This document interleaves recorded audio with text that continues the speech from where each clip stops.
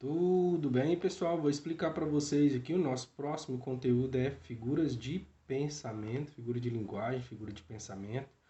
Eu resolvi fazer uma revisão disso aí porque esses são conteúdos que vocês têm que ver e a gente já tinha visto lá no sétimo ano, tinha tido a ideia básica, então a gente vai falar um pouquinho sobre os principais. Figura de pensamento nada mais são do que recursos linguísticos utilizados para modificar o significado de palavras e expressões.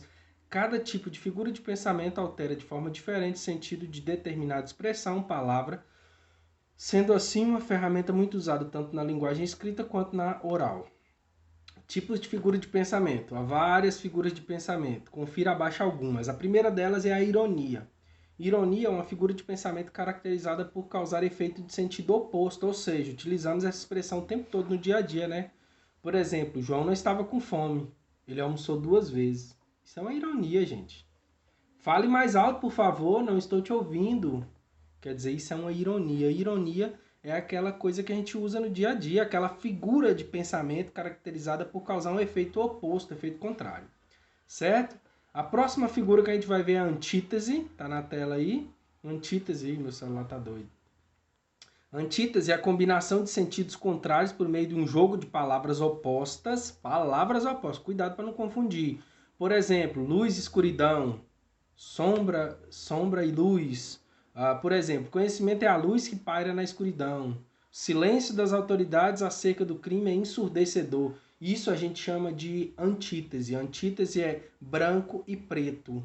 Preto no branco. Isso é antítese. Eufemismo é bastante utilizado quando desejamos suavizar uma determinada coisa.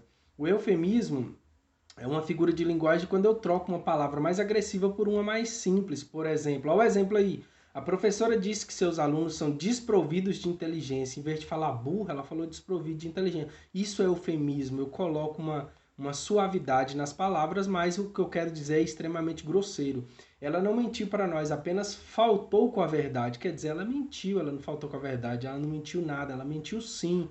Então, quer dizer, isso é um eufemismo. As palavras, elas são bem interessantes, né? A língua portuguesa, ela é muito massa, tem muita coisa legal aí.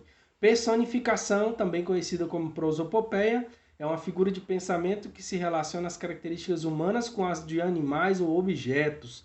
Por exemplo, a voz do vento. E desde quando o vento tem voz? A voz do vento toda manhã. A voz do vento toda manhã é um estímulo para mim. Certo? Então eu dou característica a um objeto, a um animal, característica humana, é uma prosopopeia ou personificação. O canto do passarinho me tranquiliza e acalma. O canto do passarinho, como se fosse um canto de pessoa, né? E outras cositas más, né? Por exemplo, quando eu digo assim, o cachorro falava comigo, o cachorro não fala, né? Isso é personificação. Hipérbole.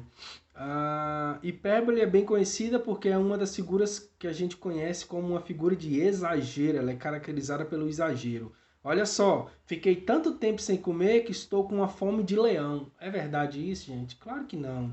Leão come, sei lá, 30 quilos de carne. Você não está com fome de leão. Isso é uma expressão chamada de hipérbole, exagero. João morreu de susto. Ele não morreu de susto. Ele se assustou, simplesmente assim. Próxima figura, litote. Menos conhecida entre os estudantes, a litote é uma figura de pensamento que afirma algo a partir de uma negação. Eu não estou satisfeito com o meu desempenho na prova. Quer dizer, eu estou dizendo que não estou satisfeito, mas eu estou negando. Eles não gostaram da atitude do chefe.